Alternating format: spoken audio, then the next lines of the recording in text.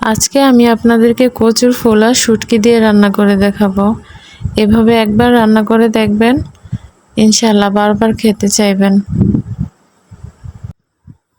আসসালামু আলাইকুম সবাইকে। আপনারা সবাই কেমন আছেন? আমরা আলহামদুলিল্লাহ আল্লাহর রহমতে ভালো আছি। এখন আমি একটা কড়াইতে পর্যাপ্ত পরিমাণ পানি দিয়ে দিব। পানিগুলোর মধ্যে ফোলাগুলো দিয়ে দিব।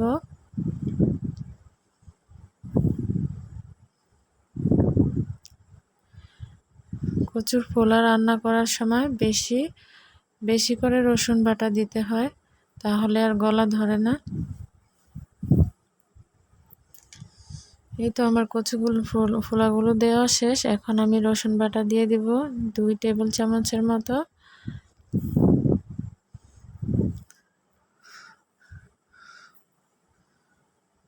তারপর লবণ দিয়ে দিলাম।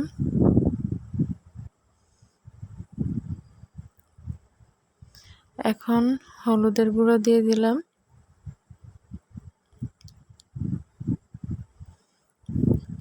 মরিচের গুঁড়ো দিয়ে দিলাম। কাঁচামরিচ দিয়ে দিলাম।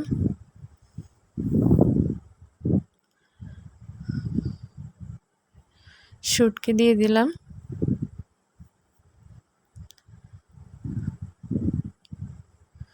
এগুলোকে এখন হালকা নাড়াচাড়া দিয়ে একটা ঢাকনা দিয়ে ঢেকে রান্না করব।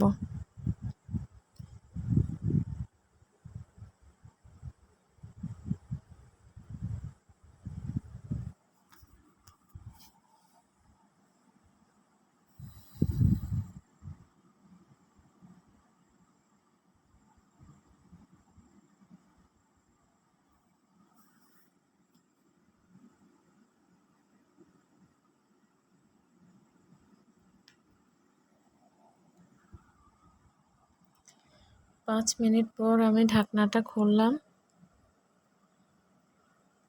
খুলে এগুলোকে একটু উল্টে পাল্টে দিতে হবে।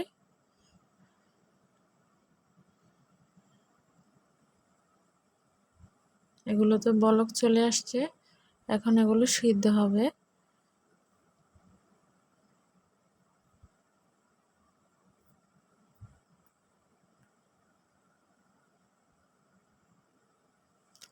আবার ঢাকনা দিয়ে আমি 10 মিনিটের মতো রান্না করব।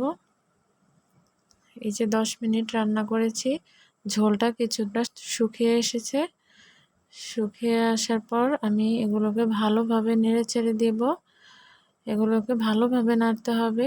ফোলাগুলো সিদ্ধ হয়ে গেছে। এখন এগুলোকে বেশি করে নাড়াচাড়া দিতে হবে। দেখুন আমি কিভাবে নাড়তেছি, এভাবে নাড়তে হবে। তাহলে ফোলাগুলো একদম মিহিন হয়ে যাবে, তাহলে খেতে মজা লাগবে।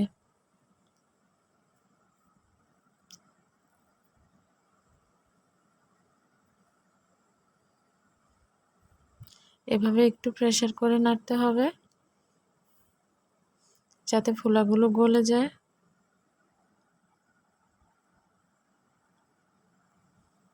এই যে আমার ফোলাগুলো আমি কিছুক্ষণ নাড়ার পরে এরকম হয়ে গেল, একদম ম্যাশ হয়ে গেল। এখন এগুলোকে আমি ফোড়ন দিব তেলের মধ্যে।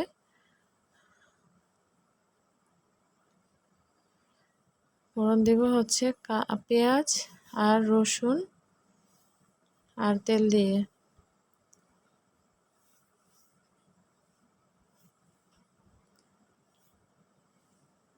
এই তো আমি ফোড়ন দিচ্ছি, তেল দিয়ে দিলাম, পেঁয়াজ দিয়ে দিলাম।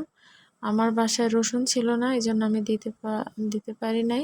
সমস্যা নেই, আমি বেশি করে রসুন বাটা দিয়ে দিছি, আস্ত রসুন দিতে পারি নাই। আপনারা একটু রসুন কুচি করে দিয়ে দিবেন, তাহলে স্মেলটা ভালো আসবে।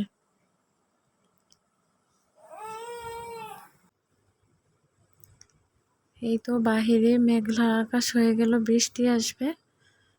একটু ভিডিও করে আপনাদের সাথে তুলে ধরলাম।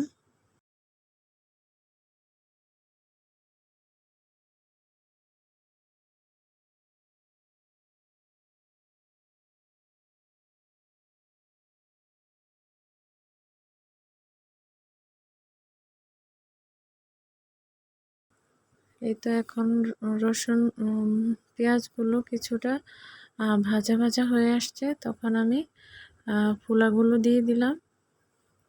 দিয়ে ভালো করে নাড়াচাড়া করে একটু শুকনা শুকনা করে তারপর আপনার চুলা থেকে নামিয়ে নিতে হবে। এভাবে একবার পোলা রান্না করে দেখবেন, খুবই টেস্ট হবে, ইনশাআল্লাহ খেতে ভালো লাগবে।